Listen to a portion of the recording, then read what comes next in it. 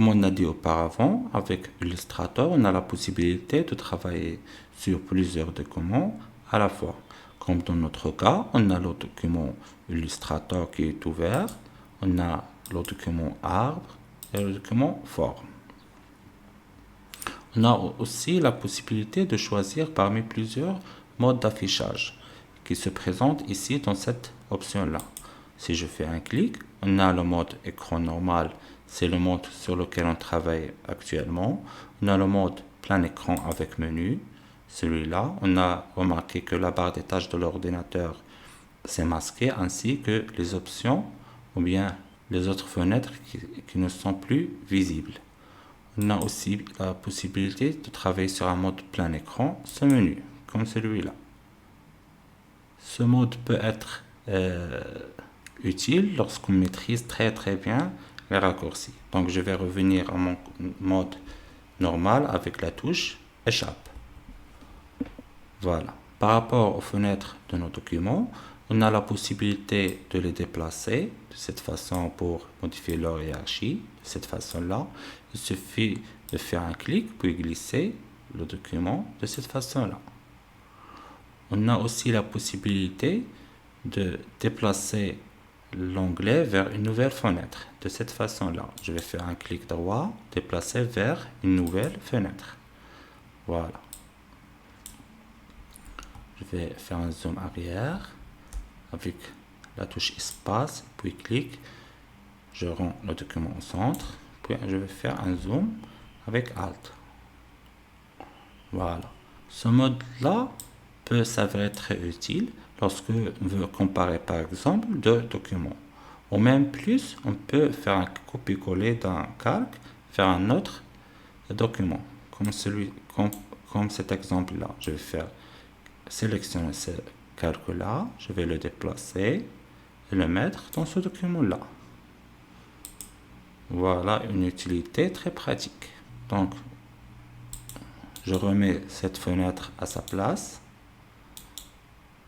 en faisant un clic, puis je vais la déposer ici de cette façon. Voilà.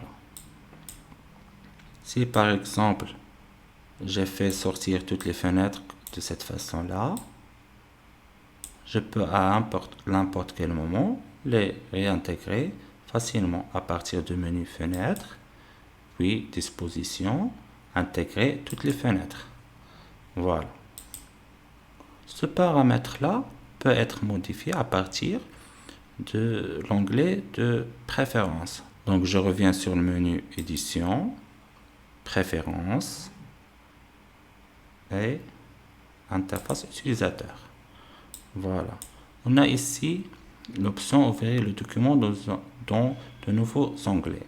C'est-à-dire qu'à chaque fois que j'ouvre un nouveau document, et soit je choisis de l'ouvrir sur une nouvelle fenêtre, ou bien l'intégrer dans les autres onglets.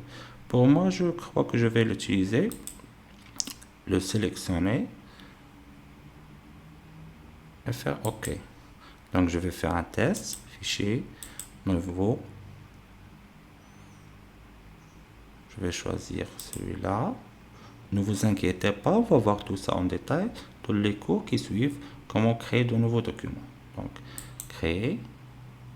Voilà, le document a été intégré aux autres fenêtres dans le même onglet. Voilà, donc je vais le supprimer. Je vais supprimer ce calque aussi. On va voir dans le même contexte sur les préférences,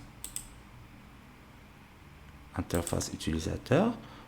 On va voir comment modifier la couleur de notre interface. Dans notre cas, on a choisi la couleur très sombre. À n'importe quel moment, je peux modifier la couleur de mon interface de cette façon-là. Voilà. Ici, on a la possibilité de choisir la couleur de la zone de travail. Pour l'instant, elle correspond à la luminosité de l'interface. Je peux par exemple choisir de la rendre en blanc. Voilà. Je vais la laisser même couleur que l'interface utilisateur. Et voilà. Maintenant, vous savez comment naviguer entre les fenêtres de vos documents, ainsi comment paramétrer l'interface de l'utilisateur.